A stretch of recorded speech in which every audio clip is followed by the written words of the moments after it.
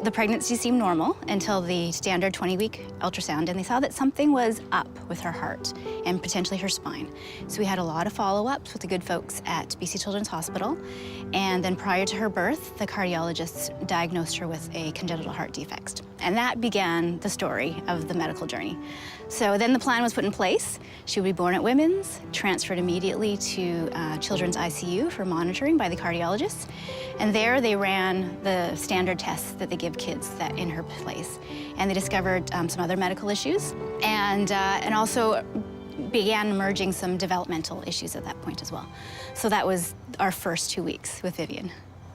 At first, it was an inability to eat. She couldn't feed. For the first 9 months of her life, she had an NG feeding tube. It was a very challenging time in our lives to maintain the tube, to get her weight up. We actually went back to the hospital when she was 4 months old. She was diagnosed with failure to thrive, which is a terrible medical diagnosis. But in there, the dietitians helped us sort things out, increase her calorie intake, and we went home with the NG tube again, and we just fattened that kid up. Her diagnosis we got 3 years later, which is recent, just back in November. She has Kabuki syndrome, which is a rare genetic disorder that affects 1 in 40,000 kids. And it brings the medical issues that we've experienced and the developmental delays, which we're seeing as well. It was the frame on the puzzle that was starting to come together. Now we had the overarching diagnosis that explained why she had all these other things. So it wasn't a shock. It had been mentioned to us by our geneticists leading up to the diagnosis.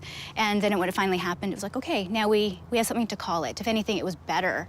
We were referred to the Center for Ability early on in Vivien's life, and then we were on a wait list for a little while. And at 9 months old, we got the fateful phone call from Fiona that said, your time on the wait list is over. Can you come into the center, please? And we'll do a physiotherapy and an occupational therapy consultation and get this started. And so that was a very happy day in our lives, and we went in, and Fiona and Amina, the occupational therapist, were immediately welcoming and just immediately all over Vivien and just trying to figure out where she was at and put together the plan for what the next step was. When we met Fiona, she couldn't sit yet. She could sit for a short period of time, and then she did the baby slump, and she couldn't get back up from it. So Fiona helped us stabilize her core and to get her sitting and eventually crawling and eventually walking and to where she is now. Vivien came to the centre because she had global developmental delay, and when I first met her, she was around 9 months old, and I've worked with her for about 4 years. For physiotherapy, it's gross motor delay. So when she first came to the center, she wasn't able to sit on her own without a lot of support. Now she can run, she can jump on the trampoline, she can even hop on the trampoline, she can negotiate the climbing frame and various playground equipment at the community and the preschool. Her gross motor development has improved so much, and she's made so many gains. So it's really, really lovely to see that. For the Center for Ability, they helped us accept the fact that we had a child with special needs. It was through their role modeling, it was through their attitude, it was through just how they treated her. Like, this was perfectly normal. And every little step that she made was a big, huge piece of progress for her. And it was never a comparison to her peers or where she should be at. But it was like, you are delightful where you are at, and we're just gonna keep moving forward with you. She is such a character. She's very, very caring.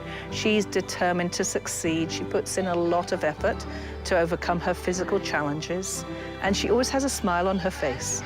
So it's lovely. Her stubbornness in combination with her attitude, she's very positive. I don't think I've ever heard her say anything negative. Maybe she doesn't even know how, which would be okay as well. But she's very empathetic. She wants, if someone's crying, she wants to know what's going on with them. She wants to know if she can console or comfort them. She's very thoughtful. She's at the store, she sees a chocolate bar. I should get one for my brother too. So she's just a very thoughtful person, and it's that very kind heart that is pretty amazing about her.